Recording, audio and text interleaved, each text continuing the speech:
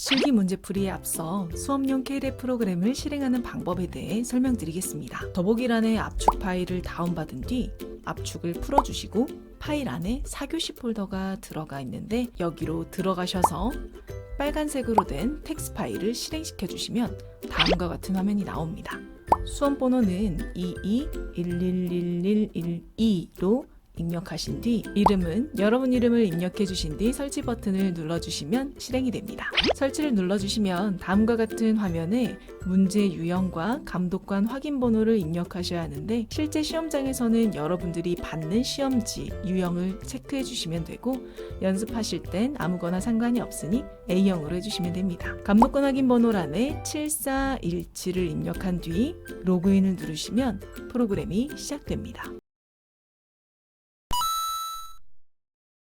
1번 문제는 우리 회사의 사업자 등록증을 주고 회사 등록 메뉴에 입력된 내용 중 다른 부분을 수정을 하는 문제입니다. 그래서 메뉴는 회사 등록 메뉴에서 실행하시면 되겠죠. 다음은 상록 상사의 사업자 등록증이다. 회사 등록 메뉴에 입력된 내용을 검토하여 누락부는 추가 입력하고 잘못된 부분은 정정하시오.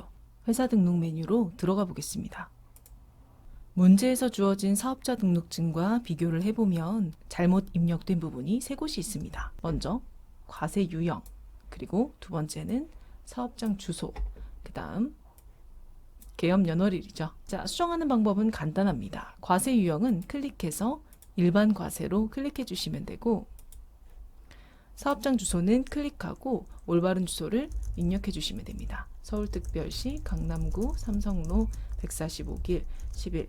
자, 띄어쓰기 잘 해주시고 그리고 이제 괄호 안에 있는 세부 주소는 엔터를 쳐서 밑에 칸에 청담동 입력해 주시면 됩니다. 자, 그리고 계엄 연월일은 계엄 연월일을 클릭하고 날짜를 2014년 0315 이렇게 입력해 주시면 완료되었습니다.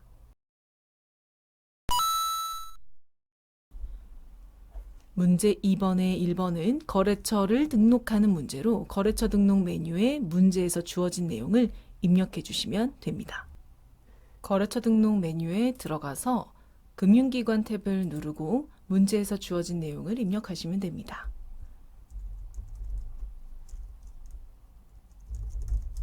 농협, 정기적금, 그리고 계좌번호 2497-25-6699-494 계좌 개설일은 2020년 3월 5일 이렇게 입력하시면 완료되셨습니다. 문제 2번의 2번은 거래처별 초기 2월 메뉴에 들어가 해당 계정 과목에 대한 거래처와 금액이 맞는지를 확인하는 문제입니다. 거래처별 초기 2월 메뉴로 들어가서 외상매출금 금액을 클릭한 뒤 오른쪽에 있는 거래처와 금액을 확인해 보시면 됩니다. 여기에선 지금 충주상사의 금액이 313만 원이 아니라 공이 하나가 더 붙어야 되겠죠?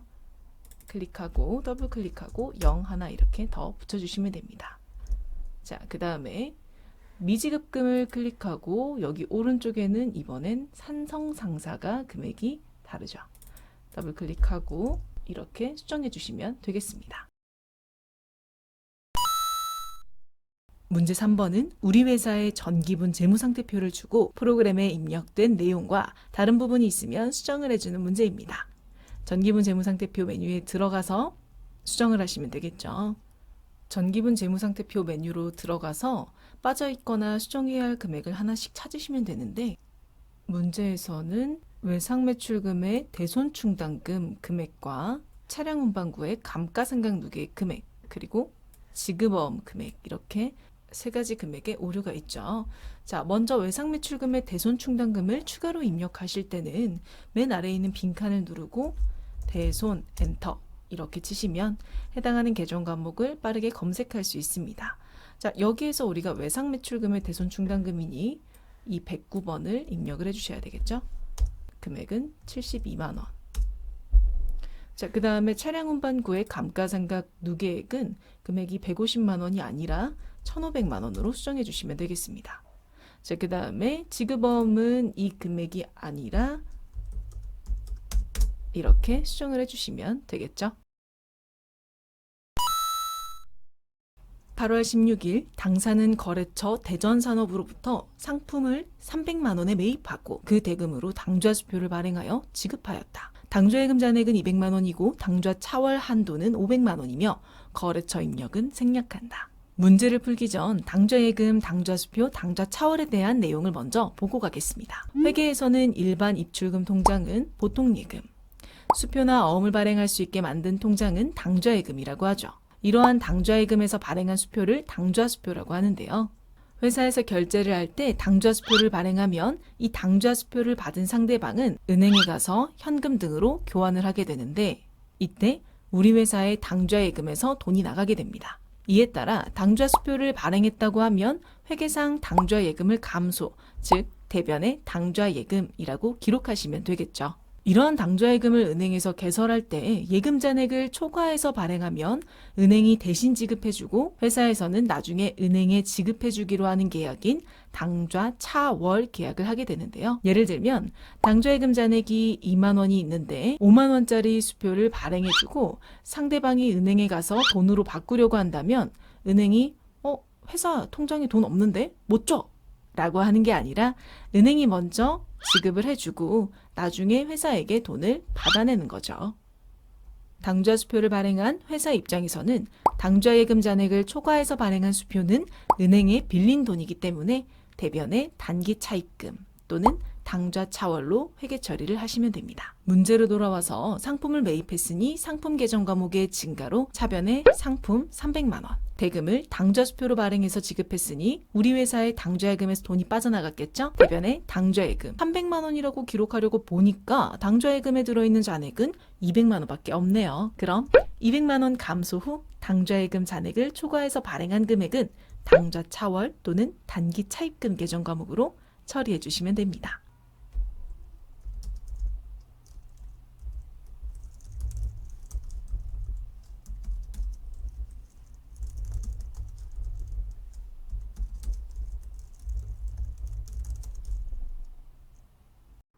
(9월 5일) 수입한 상품에 대해 인천세관에서 관세 200만 원, 통관 수수료 20만 원을 보통예금 계좌에서 이체하여 납부하다. 수입하는 상품의 관세와 통관 수수료는 상품을 취득하기 위해 들어가는 취득 부대 비용으로 상품으로 회계 처리해 주셔야 되겠죠. 차변에 상품 220만 원. 보통예금 계좌에서 이체하여 납부하였으니 보통예금이 감소했겠죠. 대변에 보통예금 220만 원입니다.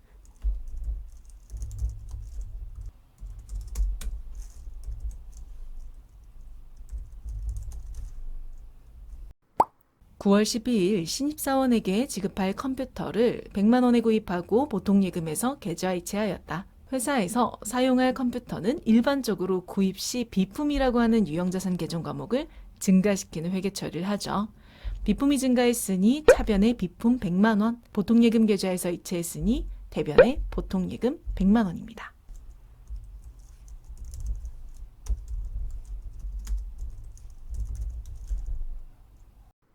(10월 10일) 성진 상사로부터 받아 보관 중인 약속어음 200만 원이 만기가 되어 추심 수수료 12만 원을 차감하고 나머지 잔액이 당좌 예입되다. 이 문제 풀기 전에 어음에 대해 한번 정리하고 갈게요. 우리 회계에서 약속어음이란 다음과 같이 생긴 증서로 발행한 자가 일정한 기일 내에 약속된 금액을 받는 자에게 지급할 것을 약속하는 증서죠. 상품을 판매하고 이러한 어음을 받을 시 차변에 받을 어음 계정 과목으로 기록하는데요. 예를 들어 주식회사 유온이 뽀송에게 상품을 사고 돈이 없어 3개월 뒤에 돈을 주겠다고 약속하는 증서인 어음을 발행하게 되면 뽀송은 이 어음을 받고 차변에 받을 어음으로 기록하게 됩니다. 주식회사 뽀송이 돈을 받기로 약속한 날짜, 즉 어음에 적힌 지급 기일이 돼서 은행에 돈을 받으러 간다면 이것은 회계어로 추심했다라고 말하고 추심 시 발생하는 추심료 등의 금액은 수수료 비용, 판매비와 관리비 800번대 코드를 사용해서 계정 과목으로 입력해 주시면 됩니다.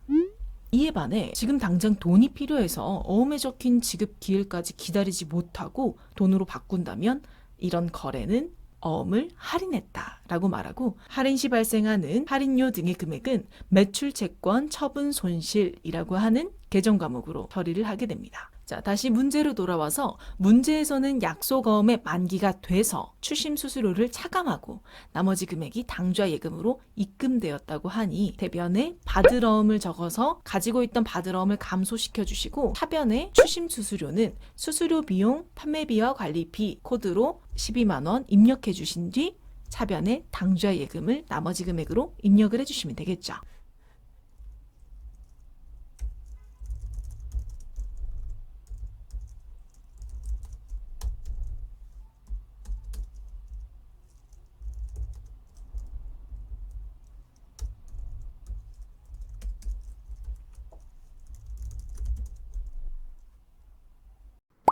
11월 8일 사무실로 사용하기 위해 상록빌딩과 체결한 부동산 임대차 계약의 잔금을 보통예금에서 이체 지급하다. 보증금을 보통예금 계좌에서 이체해 준 것이니 보통예금 계좌가 감소해서 대변에 보통예금, 건물을 빌리고 준 보증금은 임차보증금 계정 과목을 사용하니 차변에 임차보증금, 그리고 거래처는 상록빌딩으로 적어주시면 되겠죠. 금액은 문제에서 주어진 임대차 계약서에 보증금 금액이 500만 원으로 나와 있으니 금액을 500만 원으로 입력해 주시면 되겠습니다.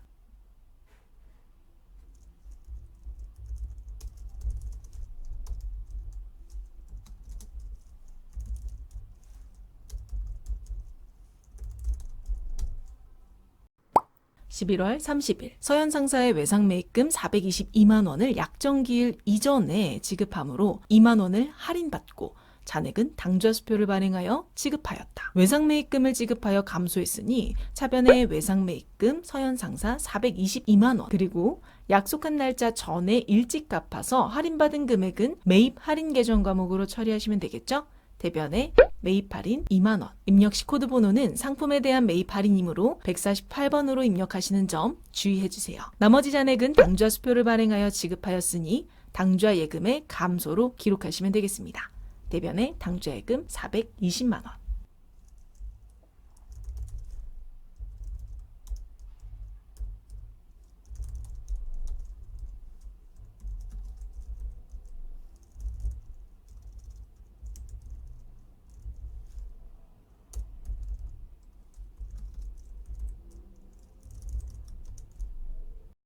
(12월 6일) 대표자가 개인 차량 과태료 6만 원을 현금 지급하였다. 과태료를 낸 차량이 회사의 업무에 사용되는 차였다면 세금과 공과로 처리하시면 되지만 대표자 개인의 차량이므로 인출금으로 처리하시면 되겠죠. 차변에 인출금 6만 원, 대변에 현금 6만 원.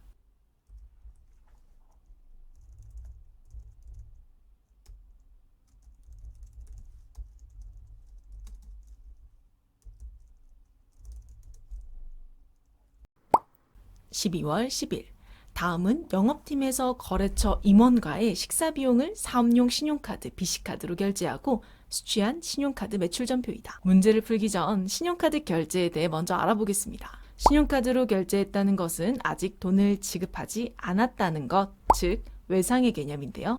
상거래 시 외상 구입하면 외상 매입금, 그 외의 거래 시는 미지급금 계정 과목으로 처리하게 되죠. 자, 예를 들어 접대를 위해 초밥집에서 밥을 먹고 신용카드로 결제를 했다고 한다면 계정 과목은 미지급금을 쓰면 되지만 이 미지급금의 거래처는 신용카드사와 초밥집 중 어디로 입력해 줘야 될까요?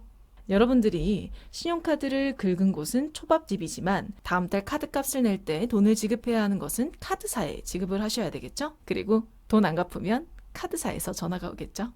거래처는 돈을 실제로 지급해야 하는 곳인 신용카드사를 입력해 주시면 됩니다. 문제로 돌아와서 거래처에 식사를 제공하고 사용한 돈은 차변에 접대비 계정 과목으로 처리하고 신용카드로 결제했으나 상품 구매가 아니기 때문에 상거래가 아닌 거래에 사용하는 미지급금 계정 과목으로 처리하고 미지급금의 거래처는 BC카드로 입력해 주신 뒤 금액을 13만 원으로 입력해 주시면 되겠습니다.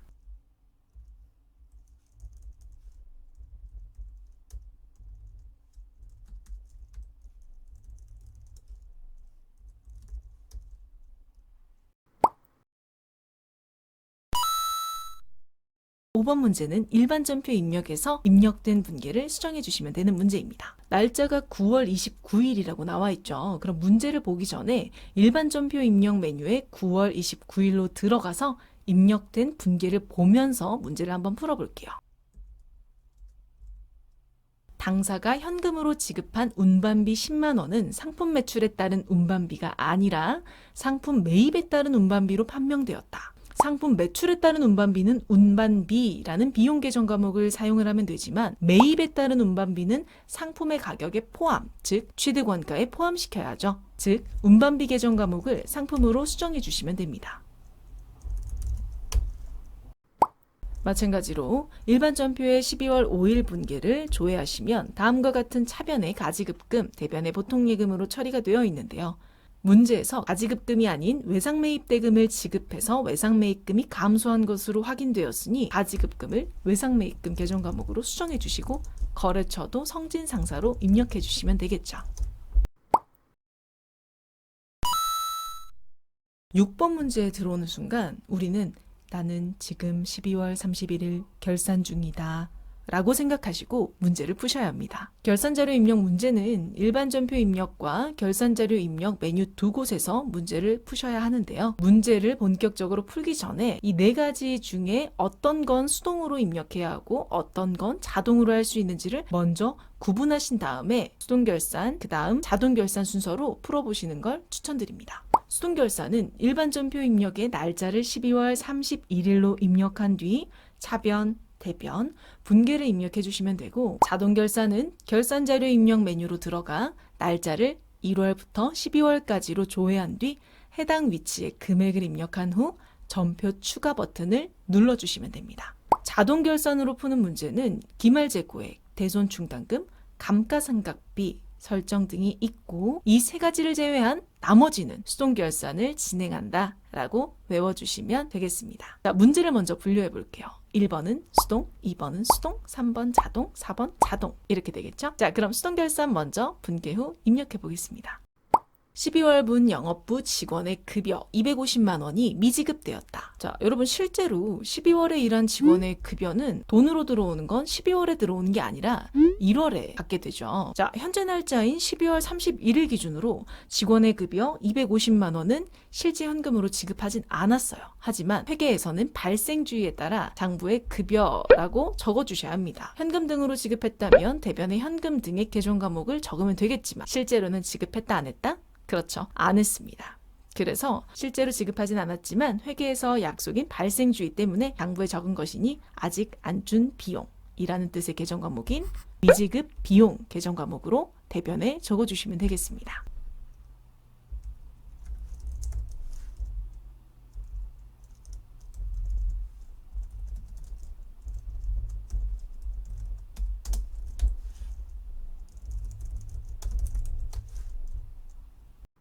(3월 2일) 12개월분 마케팅부서 사무실 임차료 2,400만 원을 보통예금 계좌에서 이체하면서 전액 자산 계정인 선급 비용으로 처리하였다. 기말수정 분계하시오.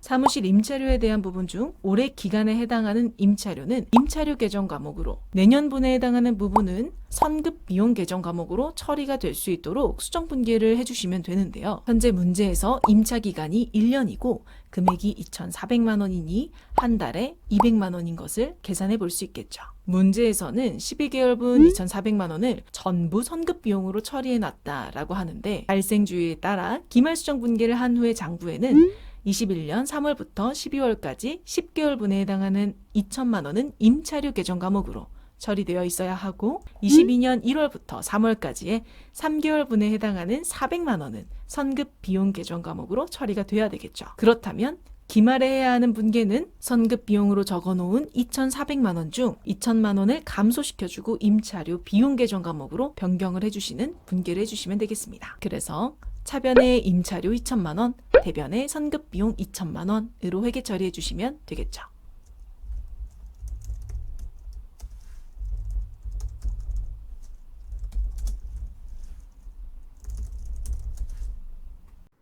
(3번) (4번은) 자동결산으로 입력하는 문제인데 문제만 보고 바로 한번 입력하러 가보겠습니다. 단기 본사 영업부서의 감가상각비는 비품 93만 원, 차량 운반구 250만 원이다.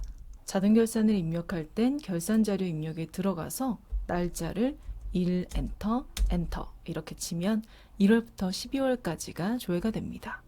그리고 우리가 입력해야 하는 건 감가상각비이니까 밑으로 내려가 보시면 감가상각비에 차량 운반구 비품 여기 초록색 칸에 입력을 해주시면 되고 문제에서는 현재 비품이 93만 원, 차량 운반구는 250만 원이라고 했으니 이렇게 입력을 해주시면 되겠죠. 6번에 4번 당기분 무형자산에 대한 감가상각비는 실용신한권 50만 원, 소프트웨어 70만 원이다. 무형자산의 감가상각비도 마찬가지입니다. 결산자료 입력 메뉴에서 여기 보시면 무형자산 상각비라고 나와 있고 실용신한권, 소프트웨어 이렇게 나와 있죠. 실용신한권 오른쪽에는 50만 원, 소프트웨어는 70만 원 이렇게 입력해 주신 뒤 반드시 전표 추가 버튼을 눌러서 결산 분계를 일반 전표에 추가하시겠습니까? 예를 꼭 눌러주셔야 이 3번과 4번 문제가 맞았다고 채점이 됩니다.